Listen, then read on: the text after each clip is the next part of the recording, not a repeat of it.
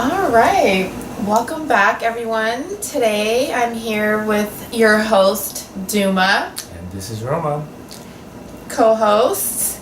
Actually, today I want to talk more about NPD. I know last week we touched, basically on the broad definition of narcissism and some of the traits, but I feel like this is such a serious topic that I need to go into more detail about it.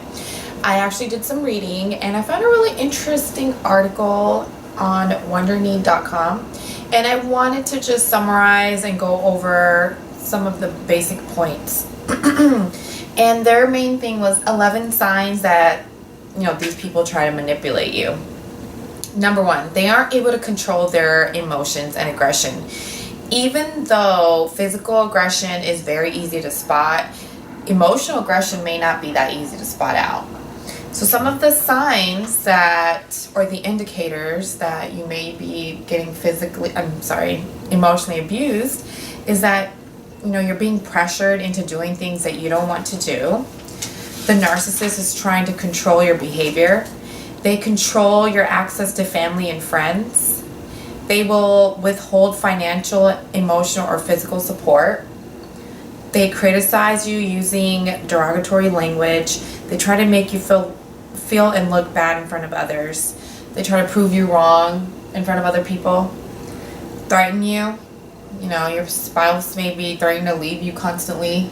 Mm-hmm. They intimidate you or want you to feel afraid. Number two, they try to make you feel unworthy or inferior. Number three, they try to make you feel ashamed.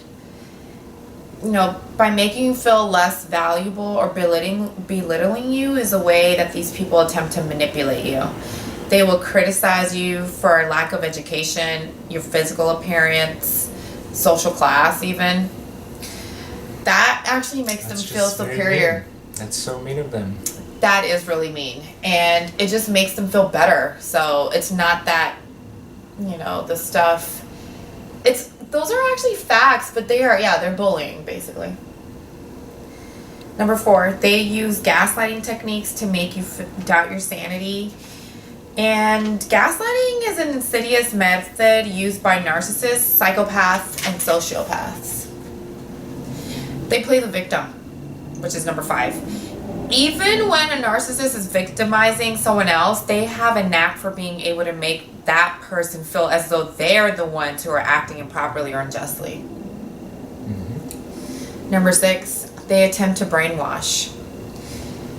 So brainwashing is actually defined as the manipulation and modification of a victim's beliefs, emotions, and attitudes.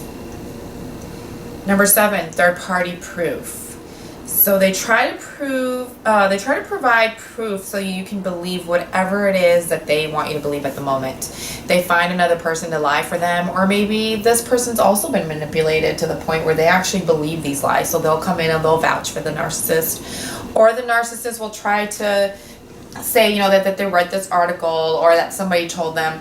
This is why it's very important to verify what someone's telling you, especially if it sounds a little sketchy. Number eight, they do not listen, and they often turn the topic back to themselves, which isn't nice either. Yeah, that can get boring. Exactly, or very rude. Number nine, they behave inappropriately. So research shows that narcissists do indeed behave in more extroverted and less agreeable ways than non-narcissistic people. Like they may skip class more or, cheat on their tests. They're probably very social people, right? For the most part. Or they socialize with a certain type of groups of people. Mm-hmm. The emotionally disturbed. Okay, number 10. They often accuse you of actions and intentions that don't belong to you.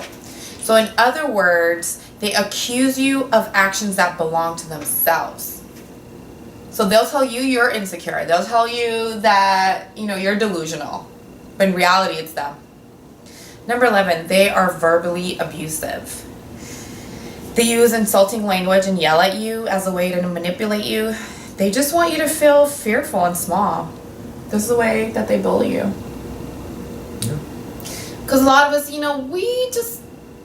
know for myself, when someone's arguing or screaming, a lot of times I just give in or just say, hey, I don't have the energy to argue. And if it's your family member, for instance, instead of just arguing with them, you kind of just give in. You give them their way, like a brother. And I'm saying, okay, this is normal. Brothers and sisters fight. But if it's constant, then yeah, you're always giving in. So this bully now, this narcissist realizes, hey, I can just scream at this person and use, curse words and they're going to give me what I want. So that's a tactic. So now we have some comebacks and some ways that you can deal with this narcissistic person. And last week, I pretty much just said, hey, run, leave that person, figure out and cut them loose. But I had some time to think about it and I realized that, some of us do have to live with these people. So let's try to deal with them and let's figure out how you can coexist. So some of the ways that I think would be to, learn to say no. If someone is treating you poorly or making you feel uncomfortable, you should learn when to say no. In moments, you will have to say no. You're in charge of your life and your own happiness. You have to realize that. Use their name as much as possible. By addressing someone by their name, you take control of the situation. When speaking to a narcissist, use their name as often as possible to command their attention. Bring them back. Like a baby. Yeah, like a baby. Call them out, but be very subtle and do it very calmly. And I think a good way of calling somebody out without disrespecting them too much is just saying something like, I'll believe it when I see it. Since they have a habit of making promises that they usually don't keep, don't get your hopes up, number one. Therefore, don't be too disappointed if it doesn't happen. And then if it sounds too good to be true, I'm pretty sure it's just another one of the lies. And then you can just say, I'll believe it when I see it. Just like that. Look them right in the eyes and say, I'll believe it when I see it. This will just remind them, like, okay, she or he is, they're on to me. They may forget later, but at that moment. And, this goes into look them in their eyes. So whether you're calling them out or not, look them in their eyes. If their ego gets out of control, especially if you notice the ego just, it's taking over and they're being rude or they're just going on, you need to look them in their eyes and respond to them calmly. And that way they'll know that you know what their intentions are and that you're on to their insecurities. Don't forget to say their name. And then subtle reminders such as the world doesn't revolve around you, or my personal favorite is you're not the only one living in this world. So not sure if this will really make a difference in their rehabilitation, but I feel like narcissists need to hear this often. Just a gentle reminder. The world doesn't revolve around you. You're not the only one in here. I'm present also. I'm here too. Letting the narcissist know that you are not afraid. Sit up straight. Have some courage. I think that's what the whole looking them in their eyes is about. Letting them know you're not afraid. Stand up for yourself. They use manipulation. Fear is one of the manipulation tactics that they use to get you to do what they want. So, they try to make you feel helpless and all that by using fear. So don't be afraid. Ask them to pump their brakes. You know that song? Bitch, pump your brakes by Snoop Dogg. It's called brake fluid. Cool. Okay, we'll have to play that next time. Ask them to slow down. Since they're master manipulators, they try to make every situation beneficial for them. So don't get played. Take the time, evaluate the plans, the decisions, the details, make your own decisions. Ask them, hold on, I'd like to read the contract, or I'd like to see what it is that we're getting into. Don't just be so agreeable to everything. Because you may end up, signing your death contract. I don't know. Yeah, it's true. Yeah. Like, you work for me now. Oh, remember this paper we signed? Anyways, read the fine line, people. The fine print. When they're trying to turn the blame on you, do not allow it. Do not sucker in. Sometimes it's easier just to kind of go along with the whole thing. And, okay, those situations, fine. But when you're able, and especially if it's a time where you know you did nothing wrong, don't take the blame. Basically, let them know, hey, I'm not the bad person, or you can choose better words, but just say I'm not the one to blame here. And then that might, change the conversation or open a conversation for you to discuss it.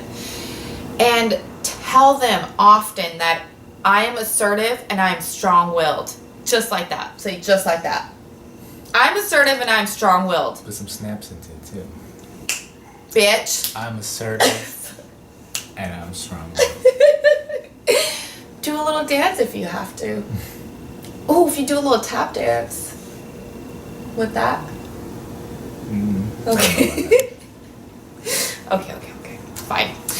So one way that they try to manipulate you is by trying to make you believe that you're being overly emotional. Oh, you're making too big of a deal. Your feelings don't matter because you're being overly emotional, or that you're overreacting. But you know what? Respond to them calmly, but be very serious and look them in their eyes if you're able to, unless you're on the phone, and tell them, I'm assertive and I'm strong-willed. I'm not being overly emotional and I'm not overreacting right now. These are my feelings and this is how I feel, so it matters. Unless you are being a little nagging bitch, then you need to be quiet. But if you have a valid point, your feelings matter. My feelings matter. Duma's feelings matter. The next person, their feelings matter. We're not robots here. And don't allow them to change the subject. So when you are on this path and you guys are getting the combo and finally they're listening and, they kind of acknowledge, which they probably won't do it fully, but they start to acknowledge like, okay, yeah, I messed up. Don't let them take away from that, and then they'll just say, okay, well, what are we gonna eat for dinner now, honey? They'll try to change the subject. Don't let that happen. Bring it back. Let's talk about it. They want to take the guilt. They want to take the guilt and twist it. They'll twist your words and they'll put it back on you, and then they'll start saying, well, what's for dinner? You got to make sure you have my dinner ready. Something like that. Better have those mashed potatoes ready.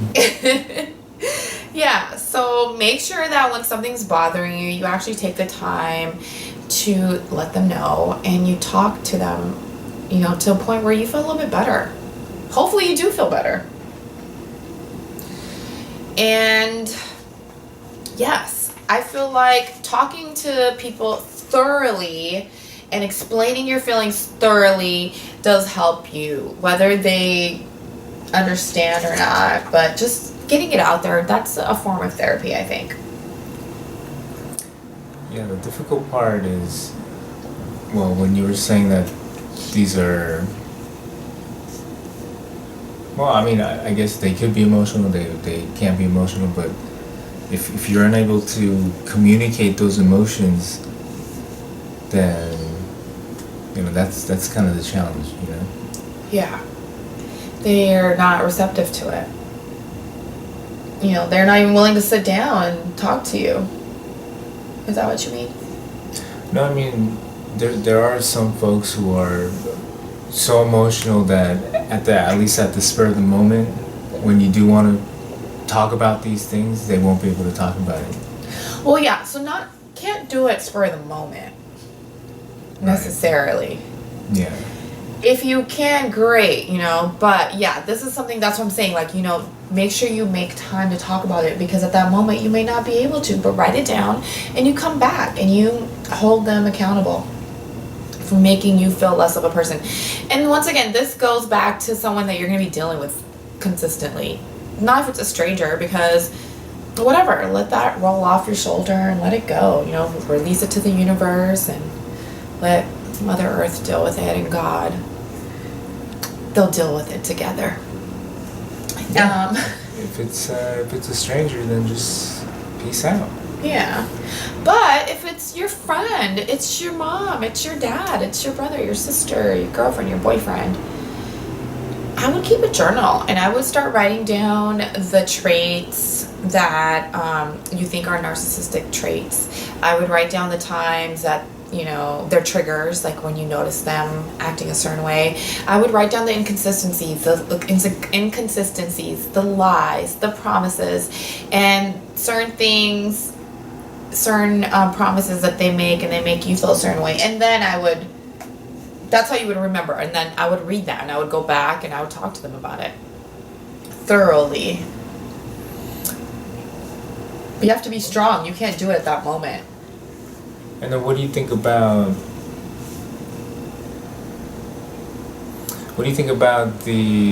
maybe the value in having them themselves just hit rock bottom? What do you think about that? Okay, is there any value in that, or is that? It depends. Yeah, if it's your family member, then no, there is no value in that. Because essentially, if they're going to hit rock bottom, it's going to affect you too.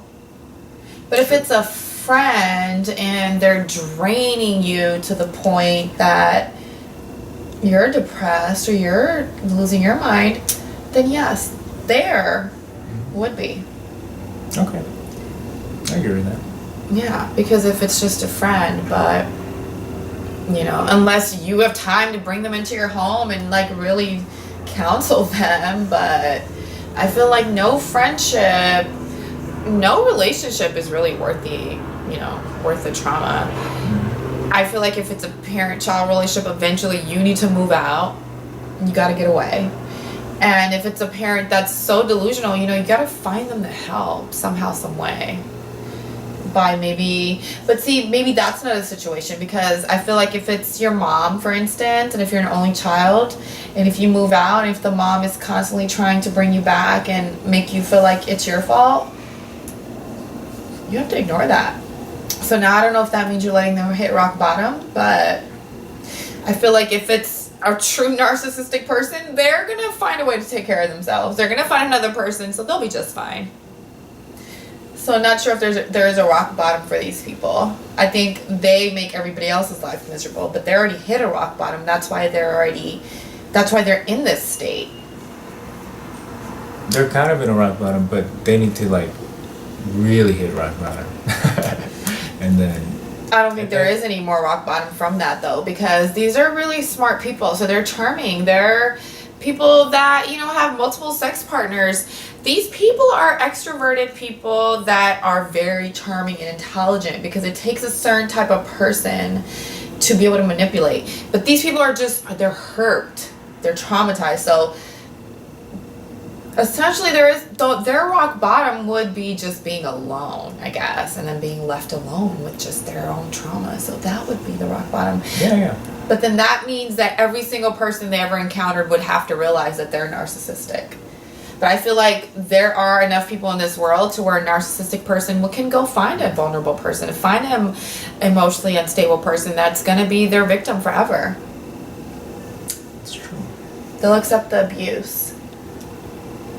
So empaths are usually with narcissistic people, which we'll talk about empaths another day maybe. But these are people that are very emotionally dependent and very low self-confidence, so they put up with this. Therefore, narcissistic people may never hit a point to where, unless they want to, but hit a point to where they're gonna realize oh man, I messed up so many lives. Do you on the top of your head know someone someone in history who had NPD? Yeah. Like some sort of famous person or anything like that? Oh, a famous person? Or just... I think every famous person. No, I dated a person who had NPD, actually.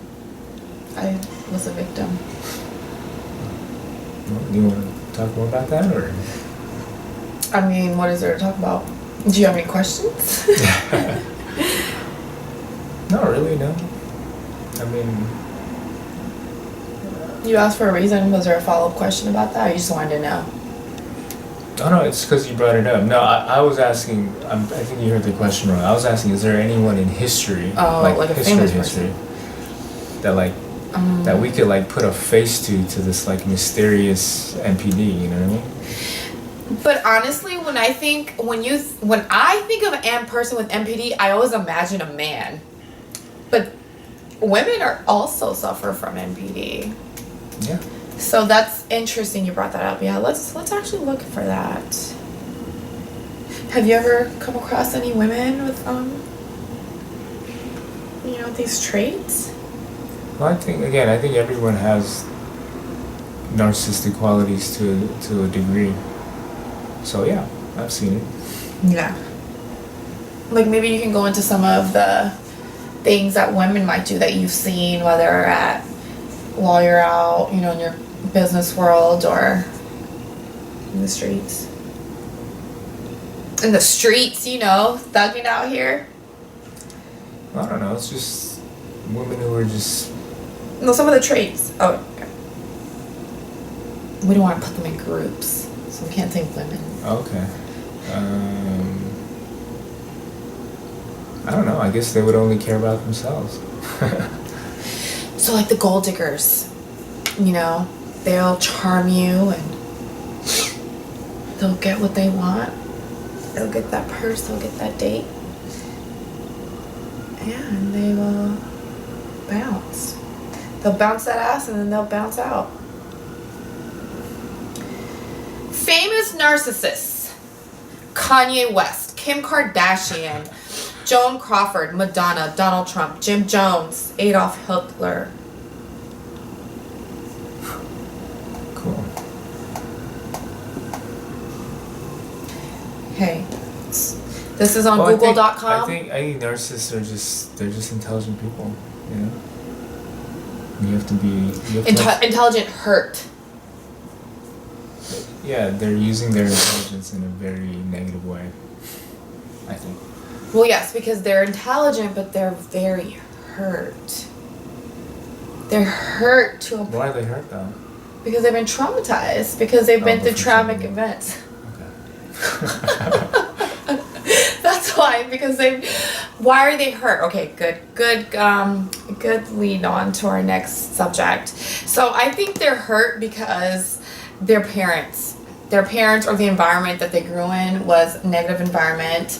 They were either neglected or they were overvalued, which we kind of went into that. So when you're overvalued as a child, you become more dependent on other people, and you kind of feel disabled because if you're not able to, wipe your own butt after you poop and you gotta wait for your mom to come do it. But if that's the reason, are they truly hurt then, relative to everything else? If that's the source of narcissism, are they What, really the parents? hurt? Yeah. If they're just basically pampered. They're not. No, I'm saying that's one of the factors. Yeah. Okay. Yeah, I'm saying one that people. So I said they could either be neglected. So neglect goes in so many ways. Your feelings don't matter. You come home from school, you want to sit down, you want to talk to your parents, and they're just like, no, I'm too busy right now. Go do your homework. Dinner will be ready soon. That's neglect. The child. You never make time to go take the child anywhere. You don't do any activities together. That's neglect. Some parents think just by providing a roof and clothes, and food is enough. And they think that, hey, I'm doing all this. Be glad with that little whatever, CJ, and go. go do your homework. That's all they say is do your homework, shut up. Some parents. And there are other forms of Seems neglect. like that's a lot more frequent these days. Yeah. Because economy's so messed up. Parents are so busy trying to pay their bills and keep up with, you know, everything that they can't tend to their children. So we need to fix the freaking economy. Yeah, you millennials out there.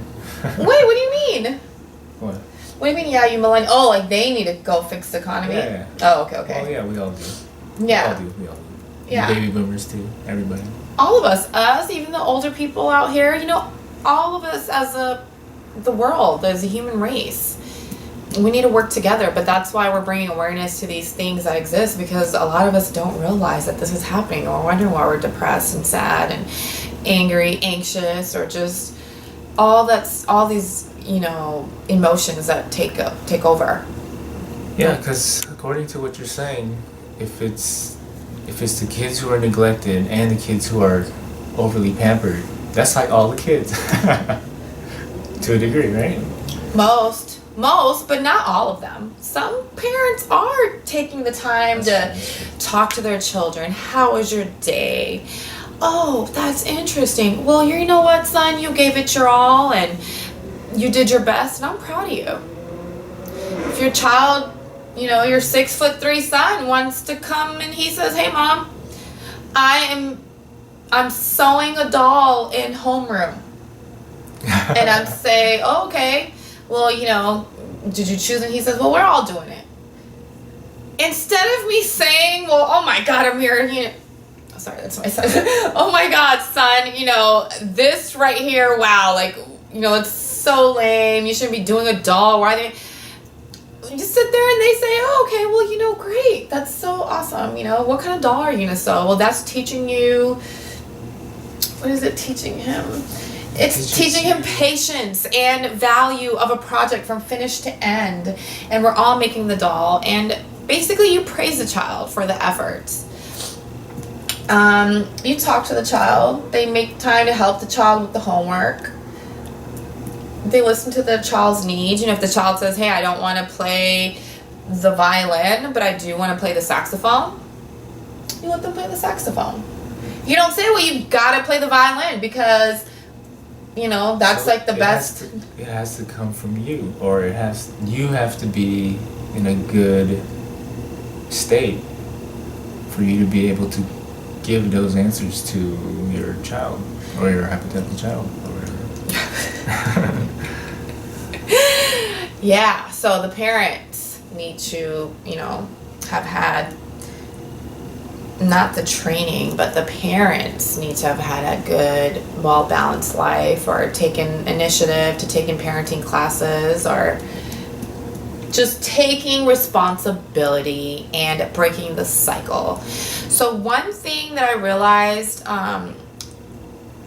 as an adult is that when things are in a cycle, that's insanity. So when they say that doing the same thing over and over is insanity, they don't mean practicing something, doing it over and over. No, they mean that when you see a cycle here, you know that when you go to this certain house, there are a lot of people there doing drugs, and you'll be influenced into doing drugs. So you go there, you do the drugs. Damn, now you feel bad. You know, you don't go to work the next day. So, wow, okay. Then And you're like, "Damn, I shouldn't have gone to that drug house." I should have gone to that drug house. Or maybe it's not a drug house per se, but maybe I should have gone to that house because, you know, I'm not strong enough. But then there you are again. You don't even knock because you know the door's always open. You know those houses, the doors don't close.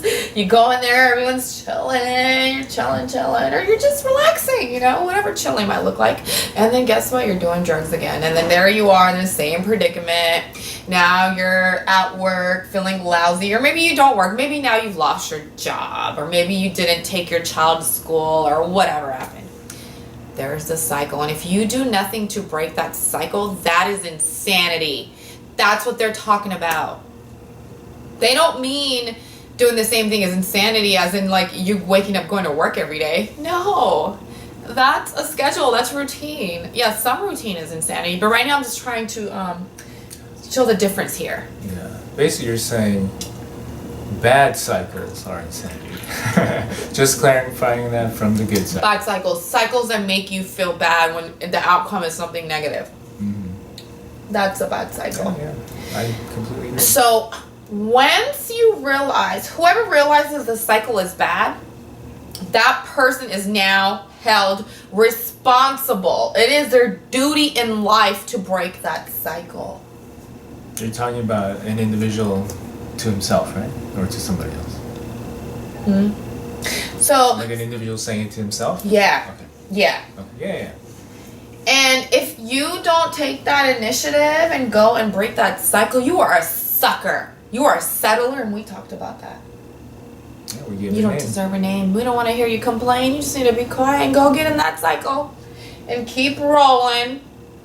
Keep rolling downhill. Right? Yeah, that would be both the more difficult and easy way of living your life. So now they say ignorance is bliss.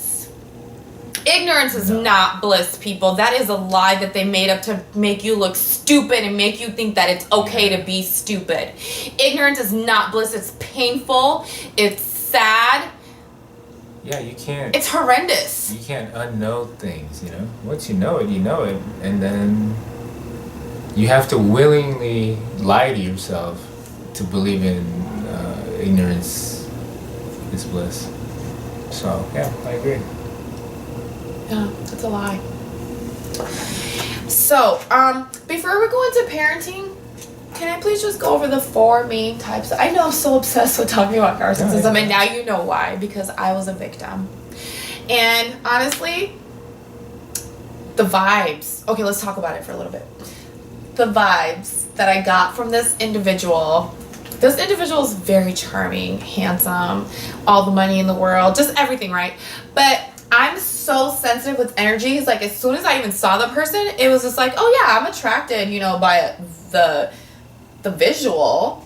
But I felt the vibe was off, and I rejected. What do you mean by the vibe, though, exactly? Like the energy. Like, I could already tell by the attitudes. But like I said, I'm very in tune. So by this time, I was already in tune with myself and my, my essence. And my aura is just so positive that when I get these, like, manipulative, like, mean energies around me, like, I know right away. But without them even speaking, it's like, I like to call it my God. I like to call it God, just like warning me. And I take heed. It's my intuition. It's my intuition, people. It's strong. So I rejected this, for as long as I could. But then I became vulnerable one day. I don't know how he knew, but he came back around. I gave him the chance, and something was always felt off. Like, I knew something was wrong, and I did what I had to do.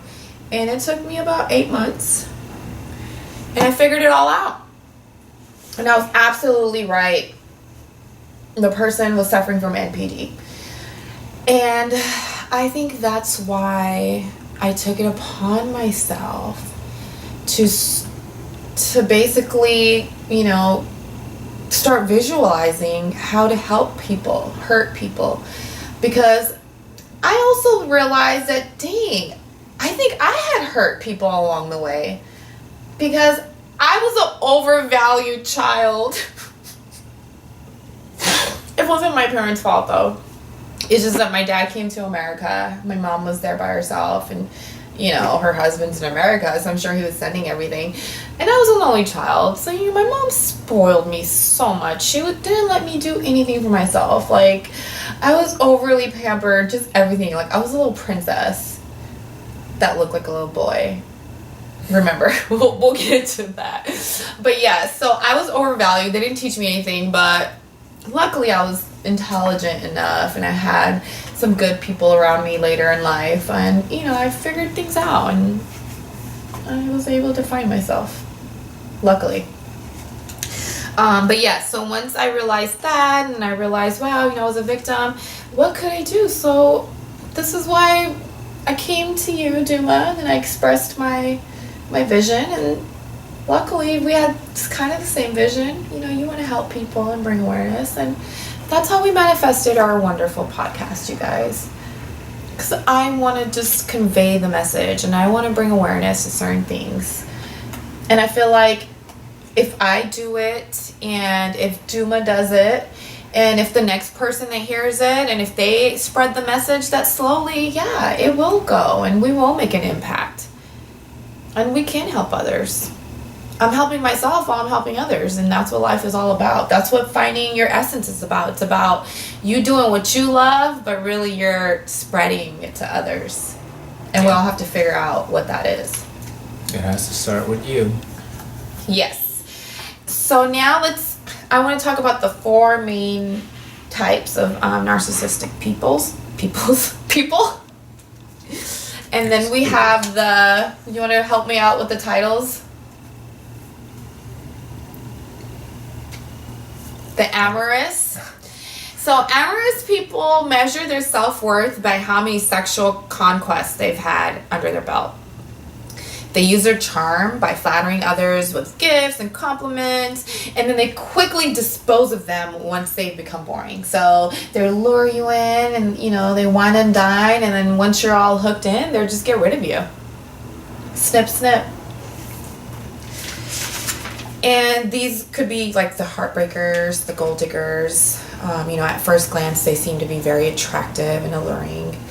But underneath, they're only there to please their own needs. Then we have the compensatory. The compensatory narcissist. And they intend to recompensate. Recompensate? So compensatory. Compensatory means to recompense someone who has experienced loss, suffering, or injury. Sorry, I just had to go into that. Mm-hmm. Oh, and actually, let me tell you what amorous means. That means showing, feeling, or relating to sexual desire. Just had to explain that. Okay, so now coming back to this. So the compensatory narcissist is driven to compensate for past traumas. They love creating larger-than-life illusions of themselves and their achievements. Usually they hunt out emotionally vulnerable people who will serve as their audience to their fabricated stage acts. In reality, this type of narcissist is extremely sensitive to criticism and will frequently look out for negative self-directed cues from others. And they will use emotional abuse and manipulation as a common tactic. Then we have the malignant? Malignant? Right? Malignant? Malignant. Okay, I know this is sad, but I should really learn these words. That's alright. Okay. Thank you. Thanks, Duma, for not making me feel less of a person for not pronouncing the words correctly. So the behavior of a malignant narcissist often overlaps with that of psychopaths and those with antisocial personality disorder. These people often have no regard or interest in moral versus immoral. So they have no interest in moral versus immoral behavior and don't feel remorse for their actions. This subgroup is characterized by an arrogant and inflated sense of self-worth that delights in outsmarting others. This type of narcissist can often be found in prisons, gangs, and drug rehabilitation centers, although many manage to run afoul of the law. Yeah, that one doesn't sound too good. And then we have the elitist,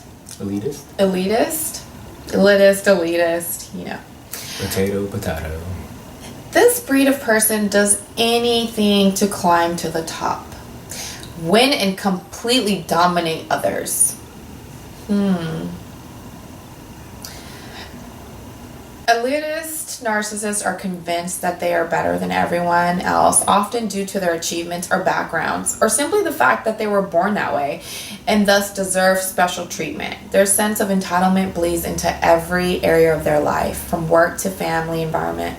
Harboring a severely inflated self-image, these people are skilled self-promoters, braggers, and one-uppers.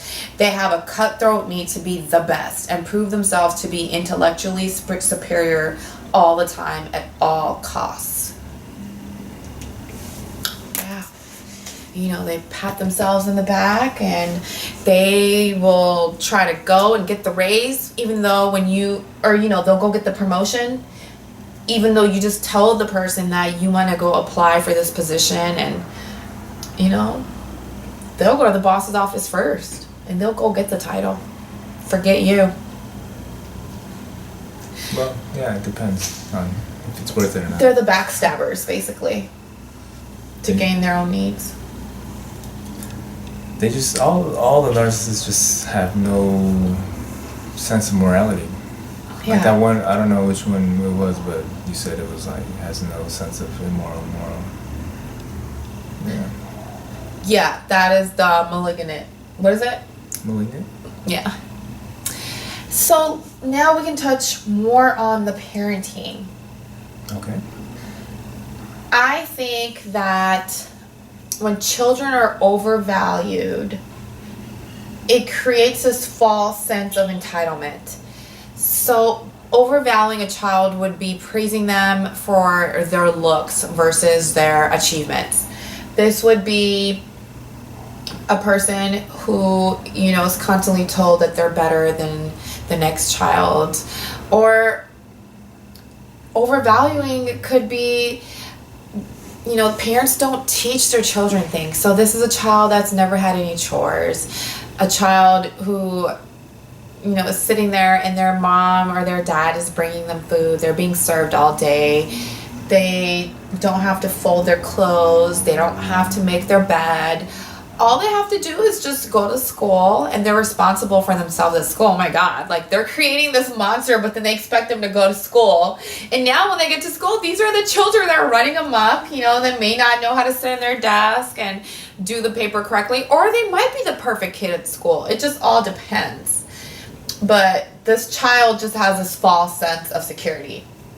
So doing everything for our children is not good.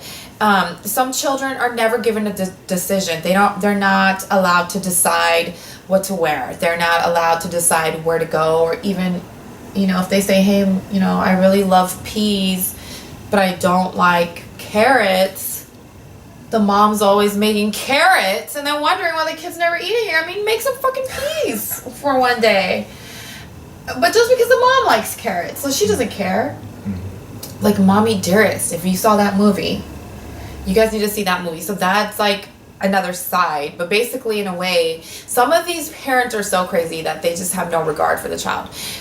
So that's like another way of overvaluing your child. Not giving them choices, and decisions are always made for them.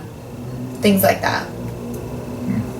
So yeah, let's try to distinguish what is loving your child in a healthy way and what is overvaluing. Yeah. So loving your child in a healthy way would be providing constructive criticism when needed versus berating them or shaming them for not getting an A on their test. You first acknowledge, you set boundaries basically, and you give them a structure. So instead of berating them and telling them that they're worthless and they should have gotten an A, a constructive way to do it would be saying, first, like acknowledging the grades. So if they got a C, you say, wow, well, did you study? You find out the factors. If the child says, yes, I studied, well, did you give it your all? Did you have enough time? And if the child says yes, then the best thing to say is, well, I'm glad you gave it your all. In the future, let's study together. Or in the future, no, and actually you ask the child, hey, what do you think you can do differently in the future to get that A? Something like that. That's more constructive. What would what would a narcissist parent do then? They would either say, oh, well, it's fine. You'll do better next time. It's fine. Like the C's fine. And then, or they'd say, wow, you're worthless. You needed to get an A. Why didn't you get an A? You must not have studied long enough. Okay. They don't discuss it. They just kind of go one way or the other. And then another constructive parenting method would be to have a consistent schedule with your child. So you have a routine. Children depend on us. Whether you know it or not, our child does hear what we say, but they observe every little thing that we do. So if we're telling our child to do something, and if we're not doing that, if we're not implementing a system for them to be able to do that, they're not going to do it. So you can't simply just tell a child to do something and expect them to do it. No, you have to, as a parent, either have to be doing it yourself so they can observe you doing it, or you tell them what you want them to do, and then you set a system up for them to be able to do that. You implement something. If you want them to read, and if the child's not reading, you have to sit there and you may have to supervise your child, while they're reading. And some parents say, well, no, I told them it's not my fault. If they don't do it, then that's on them. No, it is your responsibility. You have to sit there, and I don't care if you have to sit there and watch your child read. Yes, that's your responsibility. And it's unfortunate, but after a while, your child will get into the habit of that. So we're building positive habits here. Another way would be to actually listen to what your child has to say rather than, disregarding it just because they're a kid and they don't know any better. And okay, sometimes, they have some thoughts that as an adult you're thinking like, oh my goodness, that makes no sense. But as a child, in their world, it could. Because they're experiencing for the first time. Yeah. Let's be mindful of that. Let's be mindful that these are children here. And just because we weren't like that as a child doesn't mean that our child won't be that way. Yeah, genetics do have a lot to do with, how a kid is going to turn out, but not always. Just because two geniuses have a baby doesn't mean that's going to be a Mensa. Babies are random, I think. Yeah. Or like personality-wise. Exactly. Yeah, so just listening to what your child has to say, making your child feel comfortable. So if your child makes a joke, laugh at the joke. Don't tell them it's stupid and it's not funny. Laugh at it. And then maybe, say a better joke and give them examples so that way they pick up. You just have to be a real person with kids. 'Cause they're real people. Yeah, kids know if you're real or not.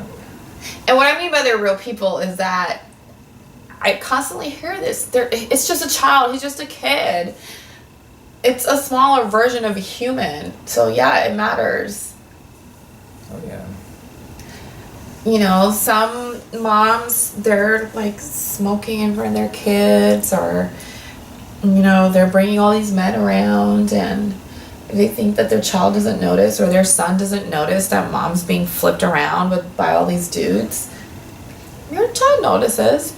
Your child knows what you're doing in that room, and if you're constantly going out every night, but yet you haven't made it to one basketball game, come on. Your kid knows. He wants you at the game. Whether the kid says it or not, they care. A lot of times these kids will say, oh, no, it's okay, Mom. It's okay, Dad. I know you're too busy working. A lot of us, we have corporate jobs. We work far away from home. We're commuting an hour, 2 hours, 3 hours a day just to get to work. Oh, God, that's horrible, though, if you're commuting 3 hours a day. I'm sorry.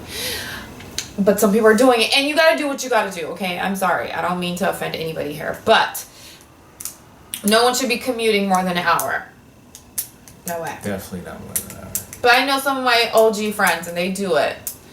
But they do it for their own reasons. And in the train or whatever they do. So if you're taking a train, that's a little different because you may be reading on a 3-hour ride, or you might be getting other stuff done. So it's okay. There are certain reasons you do it. But the point is that our children may feel like they don't want to bother their kids. They're parents, so they'll say things like, oh, no, it's okay if you miss this game, or no, it doesn't bother me, or I don't need help with the homework, because they see how stressed out you are.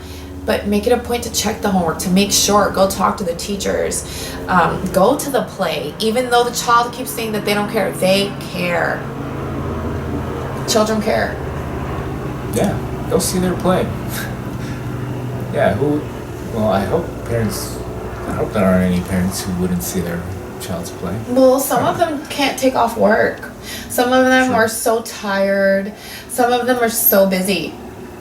But are you really, though? Are you that busy? Yeah, I don't know. Depends. So then that means create a life that allows you to spend time with your children, people. Create that life. You're not obligated to go work for Mr. Jones every holiday. You're not obligated to work that shitty schedule that's preventing you from helping your child with his homework.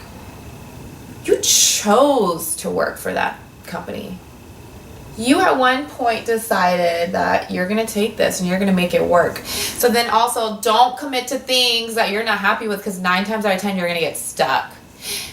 I'm presented with opportunities that could be great for money making, or it could be a great opportunity, but if it's taking away from something else, and if it's like if it's hindering something else I want to do, I don't even commit to it. I don't go in with the mind of, oh, it's going to change or I'll make it better later. No.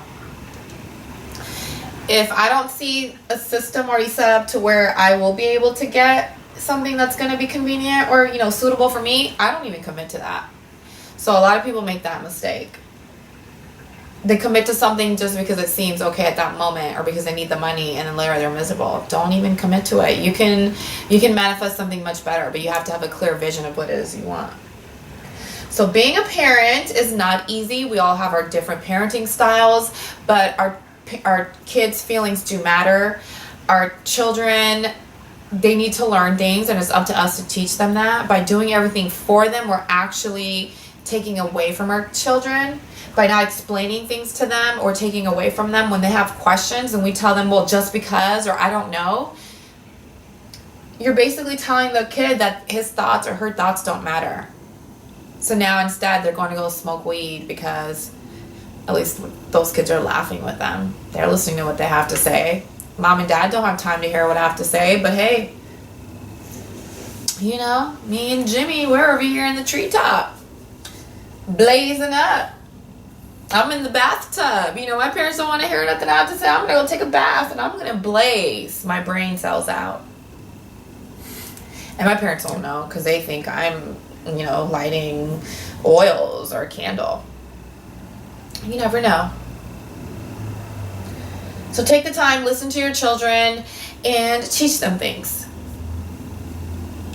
Don't be so busy trying to work all the time. Work matters. But tell your boss you got to leave a little early. Your boss will understand. If they don't understand, your boss is a narcissist. And maybe start calling them out. Have them subscribe to the podcast. Yeah. And I think that's it for now. I will start getting more into how we can manifest and teaching those methods. But I think it's really important to talk about these certain issues, though, before we get into the whole visualization and, our thoughts and all that. First, we have to realize what we're dealing with here. Our emotions. So we may continue to talk about different things, but we're done talking about MPD for sure. We're MPD'd out. Done with you foos. All right, well, our podcast will be streaming on iTunes. It will be streaming on SoundCloud. But most importantly, you can check us out on our website, which is www.currentlyundermanifestation.com. Because if it's on your mind, it's currently under manifestation. Right, Duma? Yeah. And don't forget to follow me on Instagram. That's at romydrip.444. That's at ROMYDRIP.444. And Duma, what is your Instagram? At Dumanes, DUMANES. And that's it from me. Anything else you want to add on, Duma? Nope. That's all from me as well. All right. Peace out. Till next time. Thank you.